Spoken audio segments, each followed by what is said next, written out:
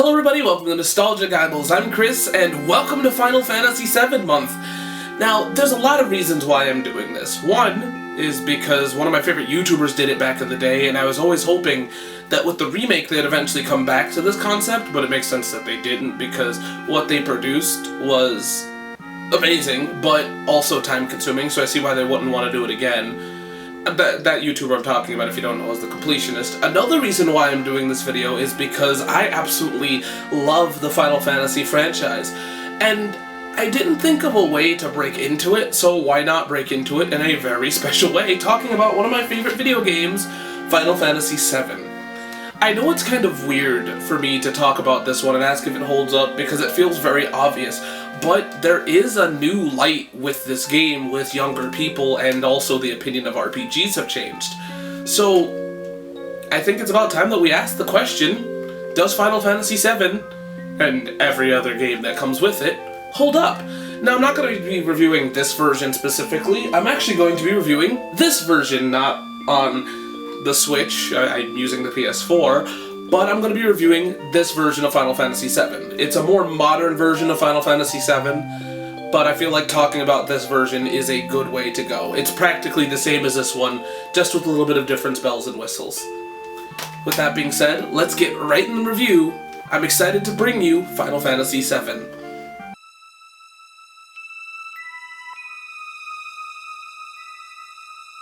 So the story of Final Fantasy VII is long, and I don't know if I can possibly summarize it, especially since you watch, if you watch my show, you know what's going on. I don't summarize these games good, so I'm not gonna try. I'm just gonna give you what I took away from this. So you play as a mercenary named Cloud that has a lot behind him, realistically, because he claims to be a soldier. Why is that important? That's a rank for an evil corporation of their big bad kind of super soldiers. So you see, he got hired by a group called Avalanche. They're an eco-terrorist organization trying to stop Shinra from bleeding the planet dry. And realistically, I don't think that they do a good job at it, but hey, they try. Eventually you meet an ancient named Aerith, and she is kind of a big important thing to the game because she is what Shinra is after, trying to find this thing called the Promised Land, and all of that goes to hell the moment that you guys get captured and you go to the Shinra building. The reason why this all goes to hell is because we find out, oopsie, Shinra isn't the only bad guy here. There's a character named Sephiroth. He's the main antagonist because he's trying to destroy the planet to claim the Promised Land as his own. There's a lot more to Final Fantasy VII, but that is mainly the best way I can describe it. There is so much more to it because Sephiroth is a pretty deep character, Cloud is a pretty deep character, and even then Shinra is more than just an evil corporation. They have people in it, and all of those people are their own goddamn characters. This game is an RPG, so what really do you expect from this? And I feel like my stupid ass is never 100% going to be able to describe this at its fullest. So I feel like if this doesn't satisfy you, if you want to know more, you should definitely play the game, because I am not able to describe this. But the story is phenomenal. The one thing that I've taken away from this story is that it tells a lot of things. Like, it talks about identity on multiple occasions. It talks about environmentalism, and it also talks about loss. All of these things in my adult life actually means a lot. All these things that these games talk about shaped my life and the way that I live now. Because if I'm going to be honest, I've kind of dealt with a lot of these things. I've become more environmentally conscious. I've dealt with a huge thing with identity. If you know who I am, that's literally me. And I've also had to deal with some heavy losses. And this game kind of helps me get through those, you know? Seeing these characters go through these and seeing how they handle it kind of helps. And I absolutely love it. The only thing that I can say about this game's story that just kind of doesn't hold up is Sid, but I don't think that's the point. I don't think he was supposed to be okay. I think that that was not meant to be tolerable. All in all, you're gonna get a lot out of this game because it has a lot to give. So there's a lot to talk about when it comes to gameplay for Final Fantasy VII, so let's start with the thing you'll do the most, battling. The battle mechanic in Final Fantasy VII revolves around a mechanic called active time battle system. This active time battle system was first introduced in Final Fantasy IV. The best way to describe active time battle system is what it is. It's active. Instead of it being you take a turn, they take a turn, it's you take a turn, wait for this bar to fill up, and then they take a turn. The bar actually goes faster than some enemies, and some enemies go faster than you. What this means is you have to be on your toes, or they're gonna fuck you up. This can kind of be a good and a bad thing. It depends on how well you are at managing, or how good you are at managing, because I definitely am not. Because the thing that sucks about this is that trying to get items is hard to do. But it does reinvigorate the game. It does make it feel like it's flowing better. I have had a few issues, but they're nothing like super big. It's just me not being good at this. Another thing that this game brings to the table is limit breaks. Limit breaks aren't really new, I guess. I don't know how to describe it because according to a few websites, the first form of this was called a desperation attack. But I feel like this game does it different because this is the first time that term was used. What a limit break is after taking a certain amount of damage, you eventually are able to release a devastating attack. And these can save your ass on multiple occasions because they are very powerful attacks. I really like this mechanic because it turns the battles around pretty quickly. And last but not least, one of my favorite things to talk about, at least with the solid gameplay, is the materia system. Now, I've played this game a lot, but I don't 100% know and understand materia to its fullest, but I absolutely do love it from the simplistic standpoint of it. Materia is your magic, special abilities, and also summoning. You're able to do those three things with it, and it's all great because you're also able to level those up as you go as long as they are attached to a character. I think the idea of leveling up your magic is great. I believe other Final Fantasies have this, of course, but I think the thing that makes materia great is that they can go to any character. So there's not really a class system. There's an air of it because characters kind of fall into classes, but you don't have to have them do what they look like. You can make them do whatever, and I think that that's one of the best things about the system. Another thing that comes to mind with Final Fantasy is, of course, the mini-games. Final Fantasy VII has a lot of mini-games, and I feel like they're okay. I don't really feel like they're like the best thing to have in this game, but they're also not the worst. They do definitely break up the tedium of the game, and I guess I can appreciate that. It's just I feel like they're kind of just half-baked ideas at best, and I'm not trying to say that in a mean way. I just feel like I don't know. I don't feel like there's anything that 100% is perfected when it comes to the mini games. But then again, the mini games also, I only have two coming to my mind, so that should tell you something. All in all, the gameplay for Final Fantasy VII is very solid, and for me it's a very exciting RPG when it comes to the gameplay and when it comes to the battle mechanic. Final Fantasy continued to use the battle mechanic until they stopped doing, turn-based RPGs. So that should tell you something. I think all in all it's solid. With that being said, let's move on to the presentation. So something that I forgot to mention in the gameplay section is that there is a new thing that comes from Final Fantasy VII being remastered, and that is you are allowed to cheat. This makes the game a lot easier, and also it makes it play a lot better. The remastered version of Final Fantasy VII allows you to do these three things. It allows you to skip random encounters, which is a godsend. It allows you to have your limit breaks on constantly, but not only that, it allows you to heal, and last but not least, it speeds up the game. Quite literally. All of these are godsends.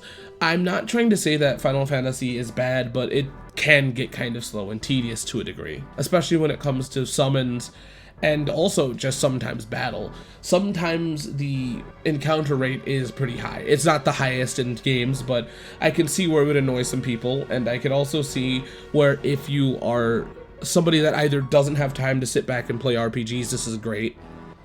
Or if you're somebody that's new to it and really doesn't want to make mistakes and enjoy the story. I think this is really nice to be added, but I also don't think that it's 100% necessary, at least for me. But then again, I'm old and dusty, so screw my opinion on that one. I think that this is a nice addition to the game. So the presentation of this game is really up for debate, but then again, so is every old video game, so it really doesn't matter.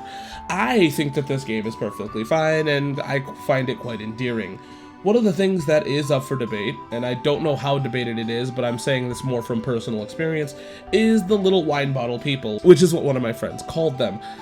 I like them a lot, but that's probably from a bias because they remind me a lot of the little sprites from the 8-bit / 16-bit era. It seems like this is how they were going to be translated on, the PlayStation, which I have no problem with because I think they're super cute. But I also think that they do a good job at conveying emotion. Yeah, they're a little bit silly, especially Sephiroth, but I don't think that they take away from the game either. But the game doesn't 100% rely on their pantomiming skills. They do have pre-rendered cutscenes, which are dated, but work fine. I think that they're just a bit stiff, but who really cares? The pre-rendered cutscenes do their job, and that's really all they need to do. Another thing that I want to talk about with the presentation is the pre-rendered backgrounds. These backgrounds are beautiful, but do kind of cause a little bit of an issue with knowing where to go. This is solved by pressing a button, which either is the select button or the face button of the PlayStation 4 or 5 controller.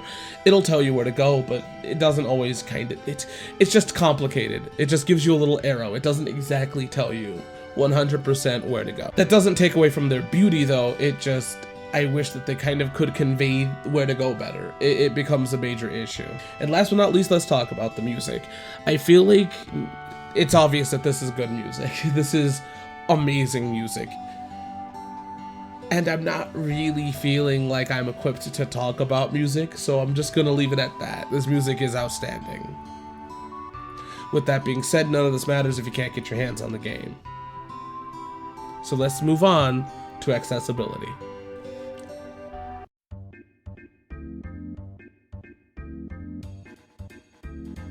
So when it comes to Final Fantasy VII, this is an interesting one because it really depends on what you're looking for. There's a lot of people out there that sell this game in a weird way because they sell it without discs, so I'm gonna just assume that you're getting a perfect package. I'm not gonna sit here and tell you how much each disc is because that would require me to look into it too far, and with how this show is working and how I'm working, I'm not gonna be able to pull that off. With that being said, the classic PlayStation 2 version will set you back about $20 to $50. There's also a PC version of the game, but I feel like that one's kind of hard to gauge the price of. I've seen it normally for 15 to 20. It doesn't go for much because I feel like it's probably hard to run. I feel like there's no point in buying that one. There also is a digital version of it, which I don't 100% have the price of, but there's also a 2-pack for the Nintendo Switch and I believe PlayStation that'll set you back about $29. If I could recommend any way to play this, of course, I'm going to recommend the PC and the modern version because they have a lot of things in them that makes this game a little bit more accessible, weirdly enough. But I also don't think that the original is bad. I don't know what the pricing of that game is going to be, especially now that the remake has definitely confirmed that they're making a second game. So I don't know if the price is going to go up or down because that's how games work, but this is what it is at this time. With that being said, let's move on to the goods and the bads.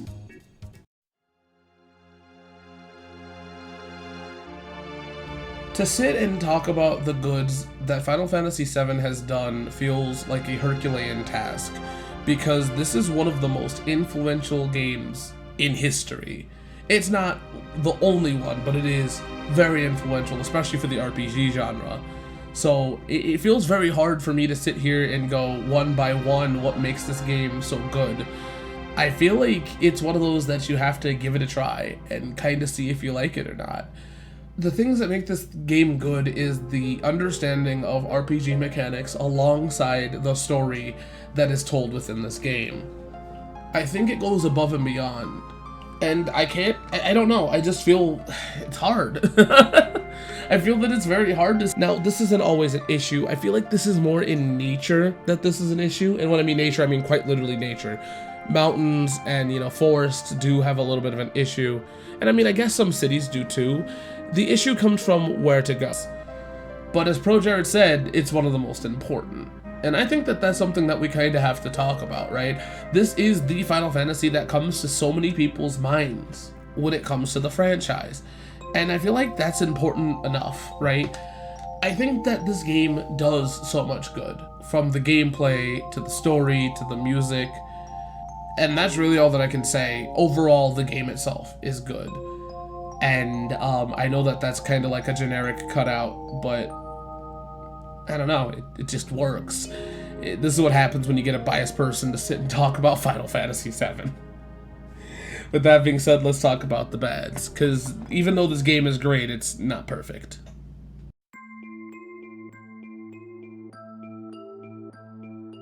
So, I feel like I don't really have anything to say bad about this game that isn't, in my opinion, super nitpicky. I definitely think that somebody can look at this game and go, ooh, it's dated, but I feel like you should definitely give it a try. Because the adventure that this game gives is definitely worth it. If you have not given this game a try or played it, I definitely think this is worth it. But one of the things that makes this interesting is that, I hate to say this, but, and it kind of is blasphemous, but with the remake out, I feel like that can almost be a replacement. And I know that that sounds blasphemous, but if you go and play that game and then are curious about what inspired this one or made it, you can always come back and appreciate it. I think that's the thing though, is that no matter what, you can find a way to appreciate this game. But I feel like if you're somebody that's gonna look at it and go, ew, you have the remake. So, and I guess this isn't really a bad, but I do kind of have to come to terms that, yes, this is a PlayStation 1 game, so it's not going to be everyone's cup of tea. Another thing I do want to bring up is some of the summons last for a decade, and as much as it's grand to see them the first time, you just want a devastating attack. You don't want to watch a whole-ass movie while you're watching a whole-ass movie of an RPG, so... And last but not least, I said it and I'm just gonna leave it be, there are some things that are not really appropriately done in this game. Some words are in this game that shouldn't be. And Cid is a character that in this game just might not sit well with people.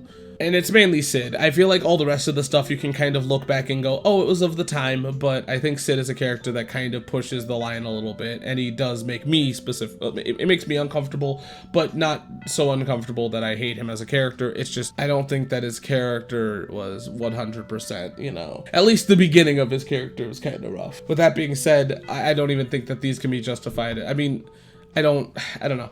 With that being said, let's move on to the final thoughts.